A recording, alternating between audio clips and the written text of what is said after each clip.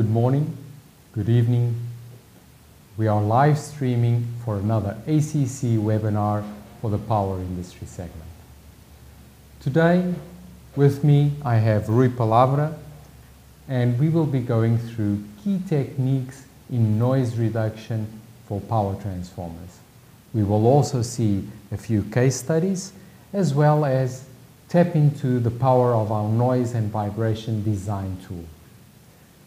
The chat is also open at this moment, so you can at any time put your questions, and we have a questions and answers section at the end of this session where you can have your answers to those questions. For now, let's do it. Rui, it's up to you. Thank you, João. Let's start to look at our agenda for today.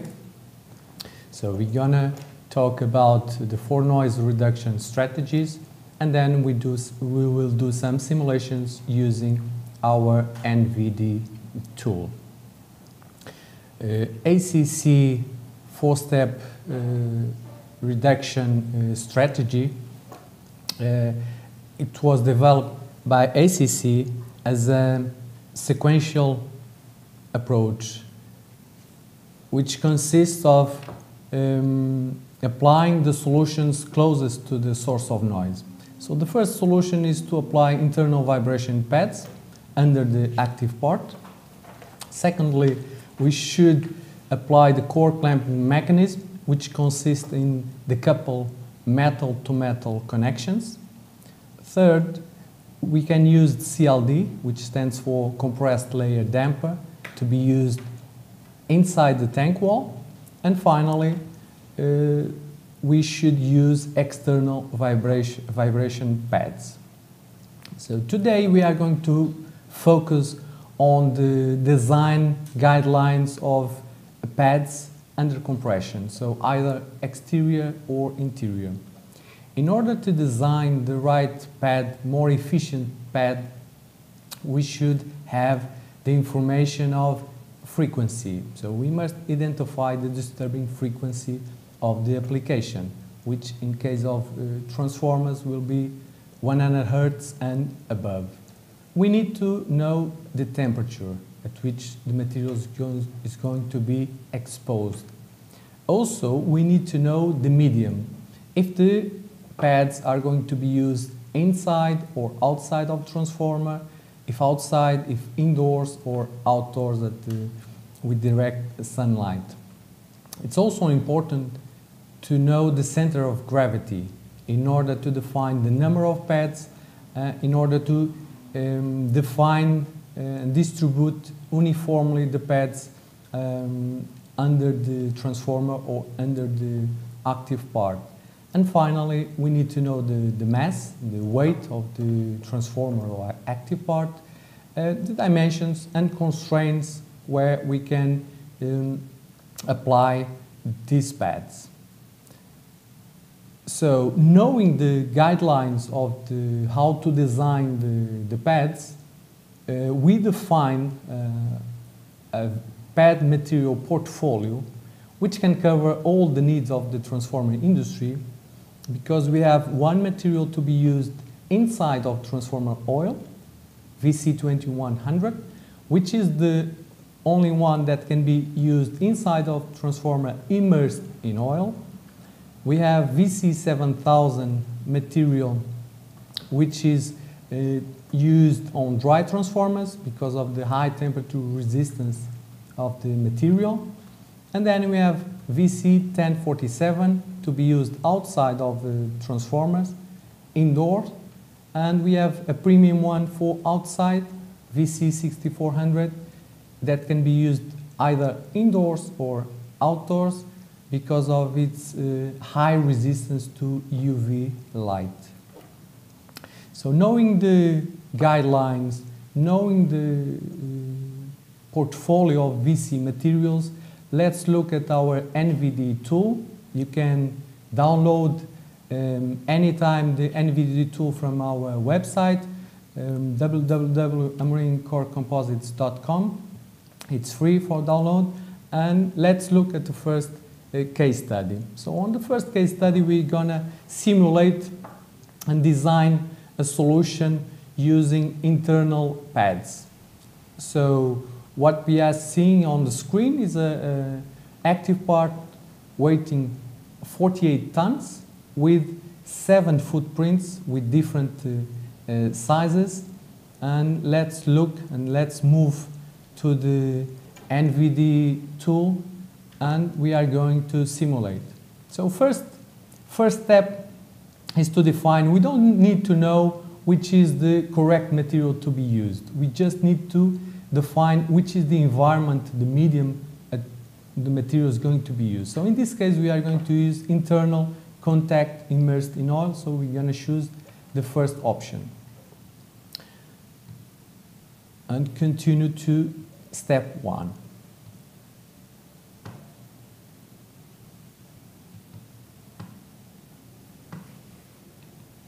So here we are. On step 1, we need to define the load of on the pads, or the mass of the equipment.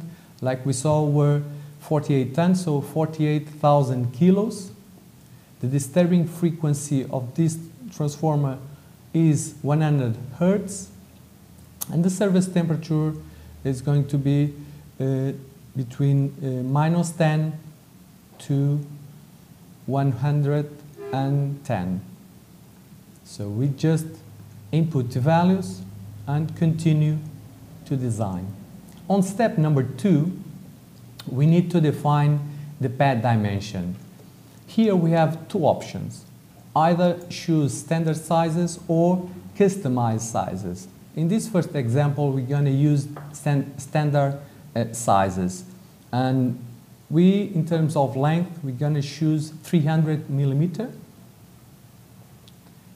by 200 millimeter width, and with 40 millimeter thickness. And when we input these values on the right side, you can see the calculations of shape factor, pad stress.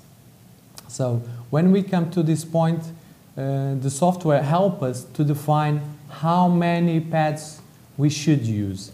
And this is the 6 and 15, the limits that are there on the screen correspond to circa 5 or 20% compression on the pad. So, and this is the values that the pads will work on this maximum efficiency. So, as we saw previously, we had 7 legs, 7 footprints. So either we choose 7 or 14 pads. In this case, we are going to choose 14 pads in order to improve the stability of the solution. And now you see the pad stress, 0.6 megapascal, and shape factor within the limits 1.5. So continue to selection. Rui, yes. Asking a question more precisely on the thickness, because I saw you selected immediately the 40 millimeters. Correct. What is the impact of the 40 millimeters in the overall performance? The highest you go on thickness, the highest will be the efficiency of the pad. So the higher the insulation of the pad if you increase the thickness. So in terms of when possible, we should choose the highest thickness. Mm-hmm. And the software will help us, because if for some reason the shape factor is outside of its boundaries, outside of its optimum limits, the software will not provide so many options. Mm-hmm. So if there is no constraint on height in terms of design of the transformer, if there is no constraints on cost, our proposal is also to use 40 millimeters, because it's the one that has the best compromise between performance and cost. Okay, thank you. So continue on looking at the solution. The software will generate a report with all the information. You can see the transmissibility curve on the bottom, and on the top you see several informations like isolation percentage, compression on the pad, and of course the material selected for this solution, which is VC2100. You also can generate a report by clicking on VC2100 report, as you can see, and basically you have the information inputted and all the output that you can print it and then send it to your colleagues or to us if you want to, for us to reevaluate or give our opinion on the simulation that you did. So, and the final solution will be something like this. One possible solution could be like this. So 7 different footprints in terms of size. We don't need to fulfill all the footprint. And in this case, the option was to use 2 pads per footprint with the same size. Having just one size, and as possible, it's the optimum solution is to use just one size, because it helps when dimension and position the pads on the transformer. Rui, another question regarding this layout. Could we have, instead of the 300 by 200 pad, could we have selected for each leg, instead of 2 pads, 4 pads? For example, 150 by 200. Correct, João. It's possible to select because the area of the pads will be exactly the same. Mm-hmm. So the performance of using that solution will be very similar using this one. Okay, so there are alternatives if you want to have more or less pads, or if it's more accessible or less accessible in terms of assembly. Correct, João. Correct. It depends on the constraints of the design. So we are assuming in this case we didn't have any constraints, so we suggest this solution, but others are also possible to use. Okay, thank you, Rui. So moving forward to next case, and in this case we are going to simulate external vibration pads. In this case it's a 200 ton transformer that has 5 legs, and we are going again to simulate in our NVD tool. So we finish one, we need to either go back or go directly on the application menu and start over. So like I said, it's external contact, in this case outdoor, so ambient environment. So we select the second option and we continue. And again, we need to input the mass of the transformer, which is 200 tons, so 200,000 kilos. In this case, the disturbing frequency is 120 hertz. And the service temperature is minus 40 Celsius degrees up to 110 degrees. So we continue to step number 2, and now we are going to use a customized size.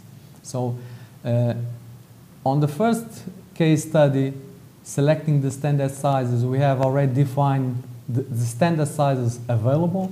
In the customized sizes, which we can input almost any value depending on the design. So for this second solution, we are going to define the length of the pad as 1,250 millimeter by 250 millimeter with the thickness. Let's see the available thicknesses. So in this case, we only have 2, and again, for the same reason, we are going to choose the 40 millimeters, because the performance, in terms of performance, we're going to have a better performance using higher thickness.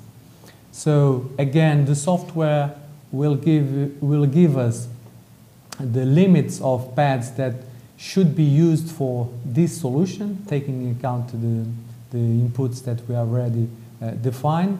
So as we saw before, we had 5 legs, with, I didn't say it, but the 5 legs or 5 footprints had 3.5 meter by 250 millimeter width. So in this case we are going to select 10 pads. And by selecting 10 pads we can check the pad stress and shape factor within the limits, the ideal limits to have a better performance. So again, same configuration, transmissibility curve for this specific case study, material selected VC6400, and all the information that you can check, and it's also generated in the report that again you can print it, download it and archive or send it to your colleagues or customers or suppliers with all the information that it was input, and also the information, the output information, which is the one that we are looking for. So possible solution for this example, similar to the other one, 2 pads per footprint. Again, as you saw when we go through, and the options about the number of pads could range from 5 to 10. 5 will be option 2. But using just 5 pads with the same dimension will create an unbalanced system. So we decided to use 2 pads per leg in order to have a more stable solution, in order to effectively have a system stable and with high performance in terms of anti-vibration, and of course reducing the noise of the transformer. So today the purpose was to present these 2 case studies in order to you get familiar with the software, but in case of any doubt, please don't hesitate and contact us. Our global technical staff is always available to help you and to teach you. If anything was not clear enough, please contact us. Well, thank you, Rui. Thank you very much. And we've come to the end of our session, which is dedicated to the questions and answers. We have a few questions already from some emails that we've been receiving. None in the chat box for now, so if you can put your emails down in the chat box on this live stream, we will get to them. For the meantime, on the following email we have the question: will there be other webinars, Rui? Yes, we are. This is our second webinar, and we intend to intensify the number of webinars through the year. So please check your mailbox, because in the near future we're gonna present a few more to all you. I think this one was also answered during the simulation, which is it possible to have more than one pad dimension in a solution? Using this software, no. In some cases it's always the ideal solution to use just one pad, but in some situations it's not possible to use one pad. And using the software was designed to give only one pad solution. If for some reason it's not possible to use one pad solution, again our staff is available to help you and to design the best solution using more than one pad dimension. We also have another question here, which is, you talked about CLD. Does this noise and vibration design tool dimension for compressed layer damper? No, João. This software is only dedicated to vibration pads under compression. So the CLD is a different system, and again our staff will be very happy to help our viewers to design and to give training in order to design this different solution, but we don't have any software available to our public. And I think fourth question we have here. We don't have any in the chat box, but in the email we have another email, and basically it's asking if the thickness of the pad has anything to do with the final solution, meaning the weight of the transformer. Well, the thickness, and I think we asked that question during the webinar, but the thickness of the pads is independent of the weight of the transformer. So, but the highest we go on thickness, the higher the thickness, the higher the performance of the transformer, independent of the weight of the transformer. And like I said before, we define the 4mm thickness as the best compromise between performance and cost. So that's the reason we standardized this thickness in order to be available in a short or have short lead times in terms of delivery. Mm-hmm. Okay, thank you, Rui. We'll be closing our questions and answer section, but if you continue to have some doubts or just want to have your questions answered, please contact us through our website or through our email, and we will for sure with our technical team come back to you. For the meantime, thank you, Rui, and thank you all for attending another webinar of the power industry. Thank you. Thank you. See you next time.